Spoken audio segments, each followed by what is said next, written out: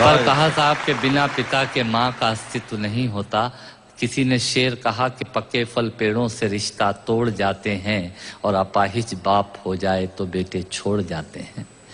पिता जब पुत्र को बाजार में ले जाता है और जेब में 50 रुपए होते हैं और बच्चा 200 रुपए के सामान को खरीदने की जिद करता है, उस वक्त एक पिता की विवशता और बच्चे की जिद, इसके बीच के एहसास में खड़े होकर पंक्तियां सुनिएगा, पिता क्या होता है। अमिताभ जी आपको समर्पित करता हूं, अमर सिंह जी बैठे हैं। पिता जीवन है, संबल है, शक्ति है। पिता सृष्टि के निर्माण की अभिव्यक्ति है। पिता अंगुली पकड़े बच्चे का सहारा है। पिता कभी कुछ खट्टा कभी खारा है। पिता पालन है, पोषण है, परिवार का अनुशासन है। पिता धौंस से चलने वाला प्रेम का प्रशासन है। पिता रोटी है, कपड़ा है, मकान है। पिता छोटे से परिंदे का बड़ा आसमान है।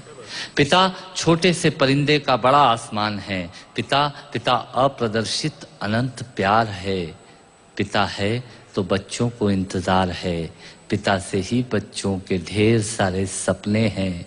पिता है तो बाजार के सब खिलौने अपने हैं। पिता है तो बाजार के सब खिलौने अपने हैं। पिता से परिवार में प्रतिपल राग है। पिता से ही माँ की बिंदी और सुहाग है। पिता परमात्मा की जगत के प्रति आसक्ति है। पिता गृहस्थ आश्रम में उच्च स्थिति की भक्ति है। पिता अपनी इच्छाओं का हनन और परिवार की पूर्ति है। पिता रक्त में दिए हुए संस्कारों की मूर्ति है। पिता एक जीवन को जीवन का दान है। पिता दुनिया दिखाने का एहसान है। पिता सुरक्षा है अगर सिर पर हाथ है।